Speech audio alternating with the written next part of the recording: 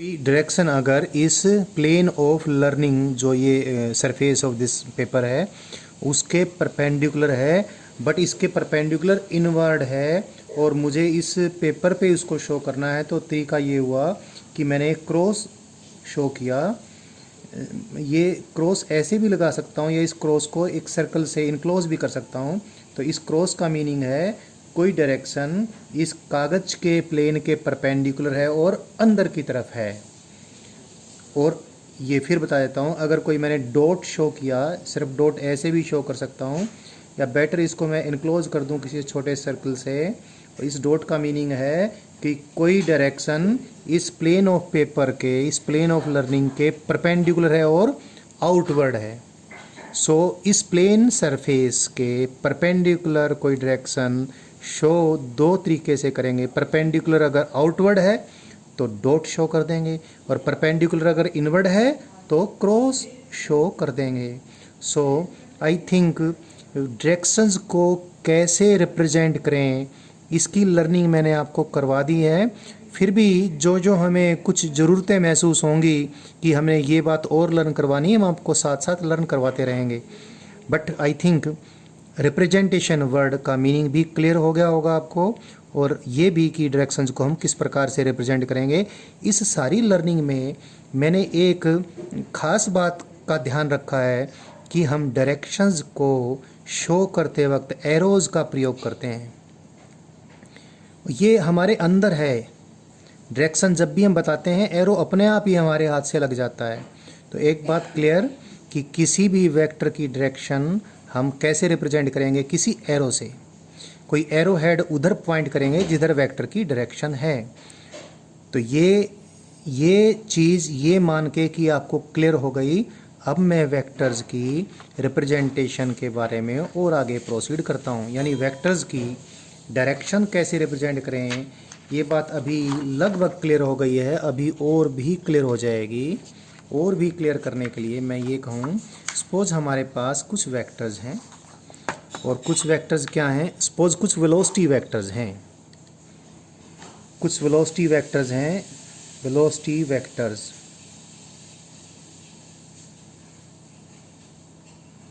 और velocity vectors सब horizontal plane पे हैं। कुछ घोड़े हैं, वो सारे घोड़े किसी हॉरिजॉन्टल ग्राउंड पे दौड़ते जा रहे हैं। किसी घोड़े की velocity, I tell you, velocity के लिए सिंबल मैंने वी लिया, और घोड़ा नंबर 1 था तो वी के नीचे 1 लगा दिया, इसको V1 कह दूंगा मैं। घोड़े की वेलोसिटी वेक्टर को रिप्रेजेंट करना है तो मैंने नोटेशन कैसे बनाई, V1 के ऊपर एरो पुट कर दिया। और सपोज उस घोड़े की वेलोसिटी की मैग्नीट्यूड है, से इट इज़ 10 मीटर पर सेकेंड, ठीक। और डायरेक्शन किधर है, उसकी डायरेक्शन है सपोज ड्यू नॉर्थ। इस एग्जाम्पल से आपको बहुत कुछ क्लियर होने वाला है।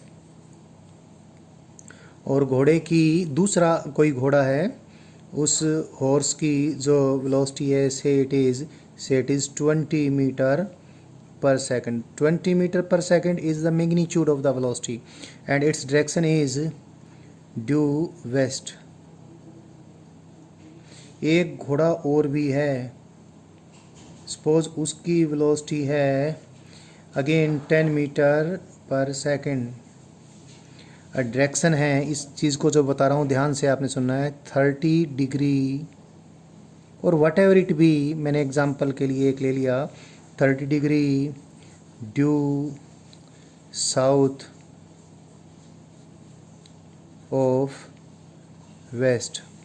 30 degree due south of west को मैं हिंदी में बोलूँ तो कैसे बोलूँगा, वेस्ट से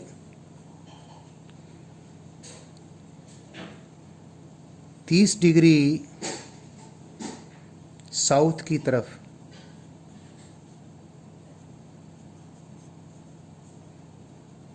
thirty degree due south of west, west से 30 डिग्री साउथ की तरफ। तो ये 3 वेक्टर्स हैं, और भी इस प्रकार से बहुत हो सकते हैं, इनके ज़रिए आपको क्लियर हो जाएगा। मैंने डायरेक्शंस की रिप्रेजेंटेशन के बारे में पहले बोलना है, फिर मैग्नीट्यूड भी रिप्रेजेंट हो जाएंगी, आप देखते जाएं। तो आप देखें पहले इस एग्जांपल में जितने भी वेक्टर्स मेरे पास हैं सब किसी हॉरिजॉन्टल प्लेन में एक्टिंग हैं, all are in a horizontal plane. तो मैं क्या करूँगा, जिस भी सरफेस पे मैं लर्निंग कर रहा हूँ या आप लोग कर रहे हो या मैं करवा रहा हूँ, तो मैं उस सरफेस पे नॉर्थ डायरेक्शन को रिप्रेजेंट कर लूँ। नॉर्थ को करने से सारी हॉरिजॉन्टल डायरेक्शंस बहुत आसानी से हमें समझ में आ जाएंगी, उनका रिप्रेजेंटेशन हो जाएगा। नॉर्थ का रिप्रेजेंटेशन आप ये कर लो चाहे ये कर लो, आपकी मर्जी है, बिल्कुल खौफ ना खाएं इस बात से। फिर भी अगर कुछ और नहीं है तो मैं आपको परेशान नहीं करना चाहूँगा, मैं वही नॉर्थ ले लेता हूँ जिधर आप पीछे याद करते आए हो। ये नॉर्थ नहीं है, नहीं है, नहीं है, ध्यान रखें, ये नॉर्थ का सिर्फ रिप्रेजेंटेशन ही है।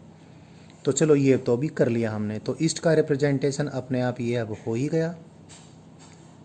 तो मैं V1 वेक्टर की डायरेक्शन को रिप्रेजेंट करूँगा। मैंने भी बताया डायरेक्शन के लिए हमारे पास ये जन्मजात गुण होता है, डायरेक्शन को शो करने के लिए एरो हम लगाते ही लगाते हैं। तो मैं एक एरो ड्रा करूँगा नॉर्थ की तरफ। तो मैंने एक एरो ड्रा कर दिया नॉर्थ की तरफ, और इस एरो की डायरेक्शन V1 वेक्टर की डायरेक्शन रिप्रेजेंट करेगी। अभी सारी बात होने वाली है, कुछ देर के लिए मैं लिख देता हूँ, इसको V1 लिख देता हूँ यहाँ। और फिर मैं एक एरो V2 वेक्टर की डायरेक्शन रिप्रेजेंट करने के लिए लूँगा किधर, वेस्ट की तरफ। वेस्ट की डायरेक्शन किधर है, इधर। तो वेस्ट डायरेक्शन क्योंकि ईस्ट से अपोजिट है, तो मैंने एक एरो इधर ले लिया भाई, इधर ले लिया एक एरो। ये एरो लिया मैंने किसकी, डायरेक्शन को रिप्रेजेंट करने के लिए, V2 वेक्टर की डायरेक्शन को रिप्रेजेंट करने के लिए। अभी मैग्नीट्यूड की बात आई नहीं है, वो बस आने ही वाली है, बस कुछ ही देर की बात है, थोड़ा सा सब्र करें, मैग्नीट्यूड भी आ जाएगी। तो मैंने V1 वेक्टर की डायरेक्शन को रिप्रेजेंट कर दिया, नॉर्थ की तरफ है। ऑलरेडी मैंने इस प्लेन ऑफ लर्निंग में नॉर्थ ये शो किया है, तो ये इसकी V1 वेक्टर की डायरेक्शन शो या रिप्रेजेंट हो गई है। सेम बात V2 की डायरेक्शन के लिए। अब देखें V3 वेक्टर की डायरेक्शन किधर है, 30 degree due south of west.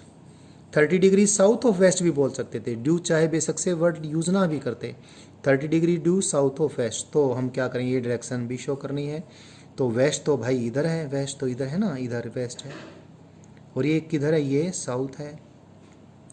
तो वेस्ट से 30 डिग्री साउथ की तरफ, तो वेस्ट के साथ 30 डिग्री का एंगल बनाएंगे, और एक हम एरो इधर ले लेंगे, और ये एंगल, ये मेरा 30 नहीं बन पाया है, लेकिन मैं वैसे लिख के बता देता हूँ, ये 30 डिग्री। तो ये क्या होगा, किसकी डायरेक्शन रिप्रेजेंट हो गई इस एरो से, V3 वेक्टर की डायरेक्शन रिप्रेजेंट हो गई। लेकिन मुझे जो रिप्रेजेंटेशन है वेक्टर का वो कैसा चाहिए कि चित्र देखकर आप वेक्टर की मैग्नीट्यूड और डायरेक्शन दोनों की ही समझ हासिल कर लें।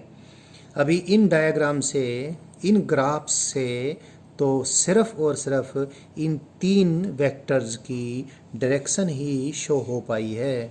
तो मैग्नीट्यूड को कैसे करूं, तो एक बहुत सीधी सी बात है, क्यों न मैं वेक्टर्स की जो लंबाई है, यानी जो मैं वापस बोलता हूं अपने शब्दों को, जो एरोज मैंने ड्रा किए हैं वेक्टर्स की डायरेक्शंस को शो या रिप्रेजेंट करने के लिए, उन एरोज की लंबाई छोटी बड़ी कर देता हूं मैग्नीट्यूड के समानुपाती।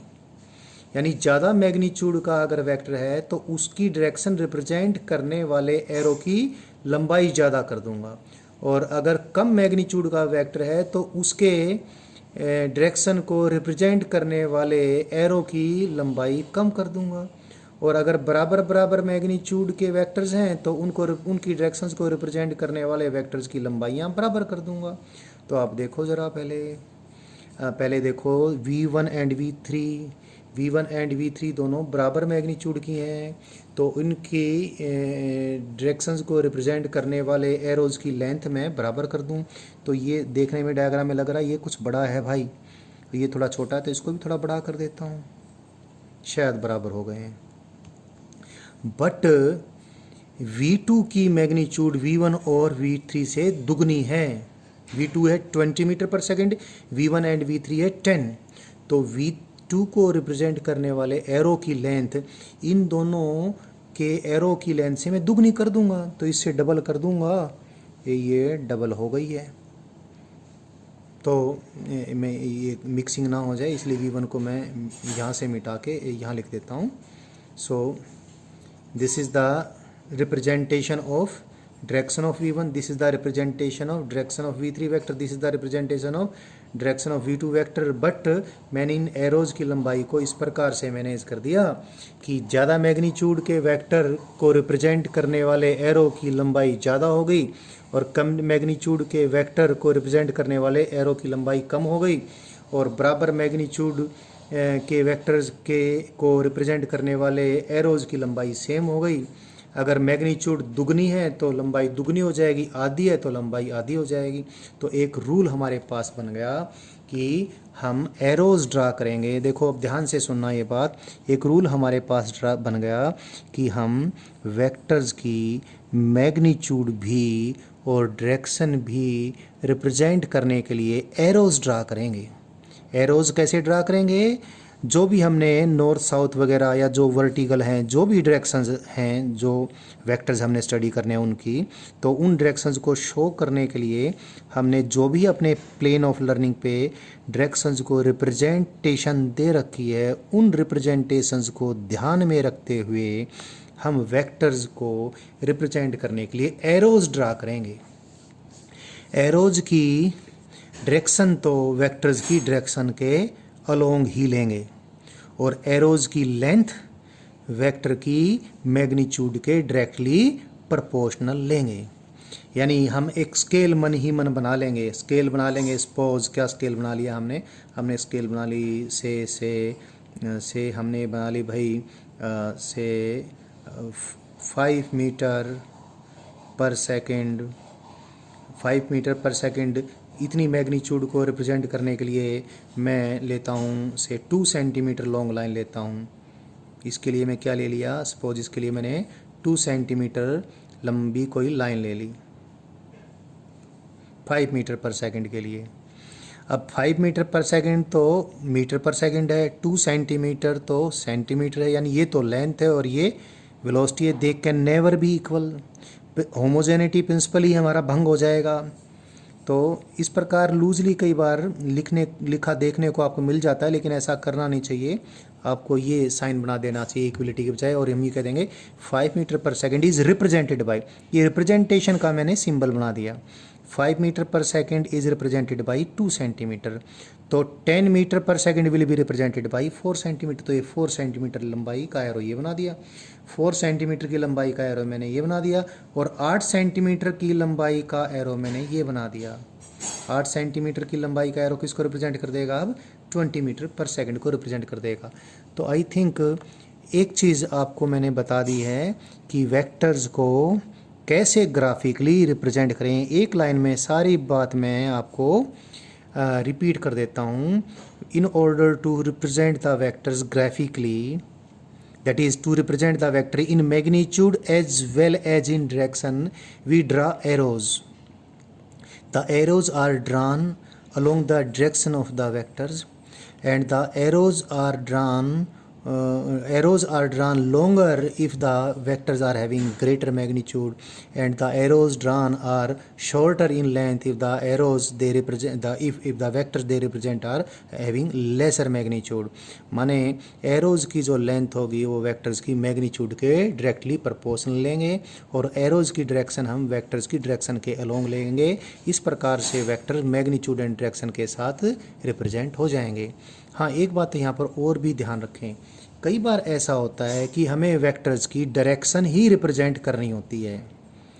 तो अगर हम एरोज की लंबाइयाँ वेक्टर की मैग्नीट्यूड के डायरेक्ट प्रोपोर्शन में ड्रा ना करें और वैसे ही एरोज हम ड्रा कर दें, तो एरोज सिर्फ वेक्टर की फिर डायरेक्शन को ही रिप्रेजेंट करेंगे। टेक केयर, एक आध बार ऐसा होगा हम खाली डायरेक्शन को ही शो करना चाहते हैं, तो वेक्टर्स की लंबाइयाँ, एरोज की लंबाइयाँ कितनी बड़ी या कितनी छोटी ली उस पर हम ध्यान नहीं रखते हैं, खाली एरोज डायरेक्शन के अनुसार ही ड्रा कर देते हैं। तो ऐसा रिप्रेजेंटेशन अगर हमने ले लिया तो वो रिप्रेजेंटेशन वेक्टर की खाली डायरेक्शन रिप्रेजेंट करेगा।